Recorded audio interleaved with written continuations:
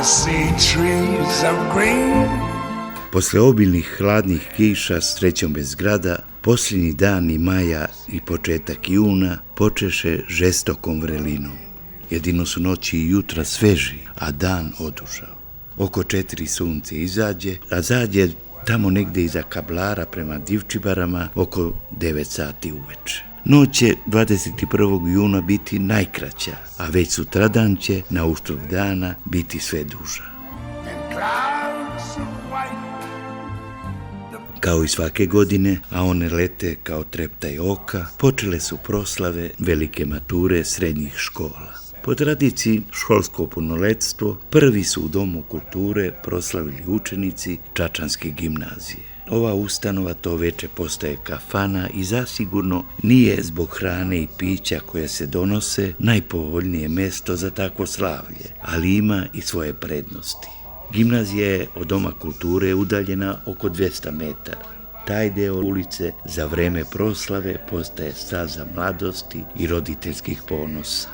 Maturanti sa profesorima, dostojanstveni, mladi, lepi, obučeni kao manekeni, praćeni aplauzima i povicima rodbine, prijatelja, komšije i građanstva, ulaze u Dom kulture, a tu je i najveća gužva kibicera. Dočekuju ih muzika i postavljeni stolovi. Većina devojaka se presvlači, barske haljine i cipele sa stvarno visokim štiklama zamenjuju farmerkama i ravnom obućom, često i patikama. Veselje traje do svitanja, a onda umorni, pomalo setni, u grupama idu, pevaju i bude usnuli grad. Ubrzo će postati svjesni da im je najlepši deo života otišao u nepovrat, a ovog dana sjećat će se zauvek.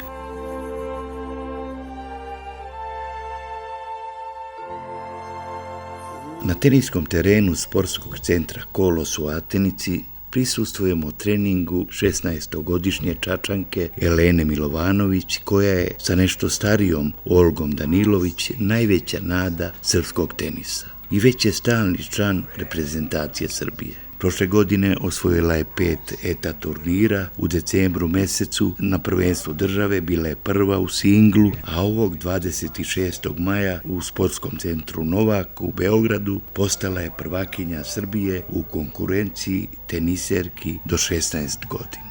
Na osnovu postignutih rezultata dobila je poziv Svjetske teniske organizacije da ovog meseca igra svoj prvi profesionalni turnir u Nišu. Potiče iz sportske porodice. Otac Goran uspješno igrao fudbal, malo stariji brat Strahinja je standardni prvotimac odbojkaškog kluba Ribnica iz Kraljeva, koja se takmiči u superodbojkaškoj ligi Srbije i na pragu je državne reprezentacije. Majka Gordana je alfa i omega ove sportske porodice i Elenin stalni pratilac na svim turnirima i treninzima. Inače, Elena je počela da igra tenis 2008. godine kada je Ana Ivanović osvojila Roland Garros. Gledala je i oduševila se. Sutradan je kupila plastični reket i počela da udara lopticu o zid kuće. O kakvom je talentu reč najbolje govori podatak. Posle 2 meseca treniranja osvojila je prvi turnir za igračice do 8 godina. Danas je pred nama vitka, graciozna, lepa, pre devojčurak nego devojka, koja udara lopticu tako snažno i precizno da smo bili zadivljeni. Trenira 2 puta dnevno, nije zapostavila školovanje, učenica je 6. razreda privatne gimnazije u Beogradu i nema mnogo vremena za izlaske.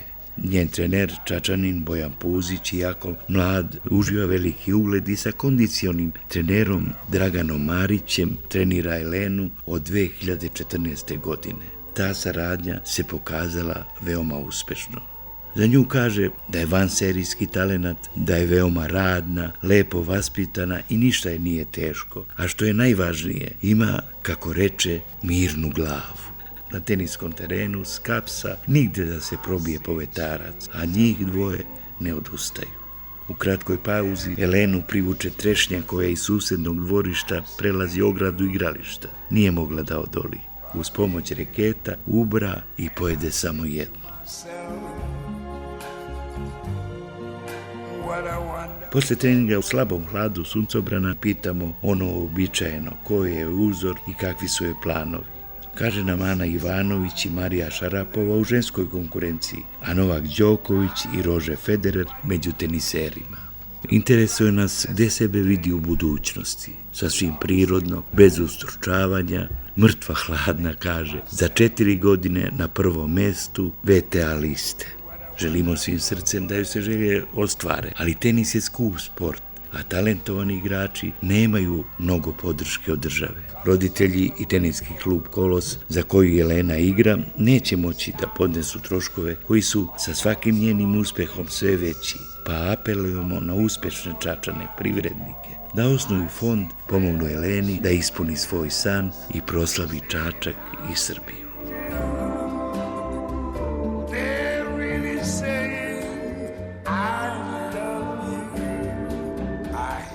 U sredu pre podne beše paklena vrućina, vladala teška umorina. Oko podne začu se grmljavina, ljudi se snebivali, gledali u vedro nebo i čudili odakle ovi gromovi. Ne prođe mnogo vremena, od Maljena i Povlena stigoše oblaci, sevnuše munje i gromovi svaki minut cepali nebo iznad Čačka. Kiša grunu kao iz kabla, nestade narod i vozila sa ulica. Očekivalo se da grad počne svakog trena.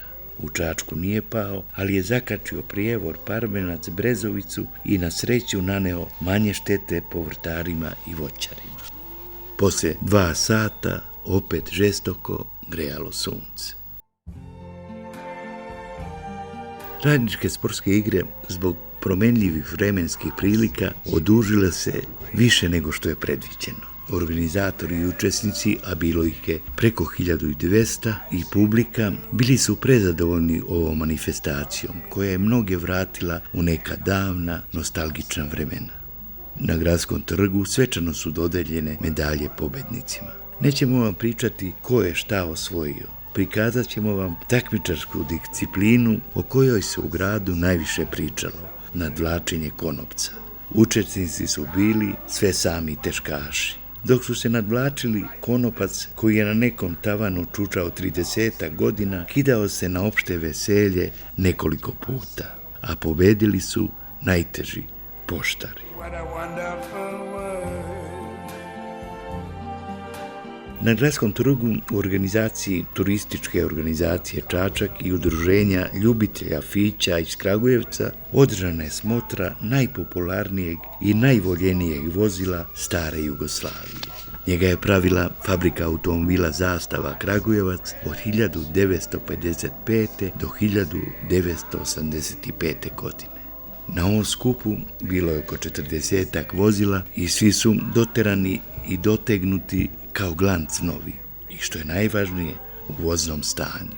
Najstariji fića ove smotre proizvedeni 1959. godine, a 2 vozila su prepravljena u kabriolete.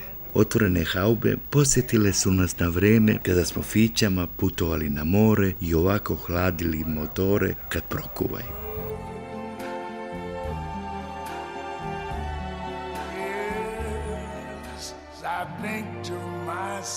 Posle više decenijskih nagađanja i pogađanja oko doma vojske, ovih dana počelo je krčenje bašte i priprema rekonstrukcije ovog objekta u kome će biti gradska biblioteka.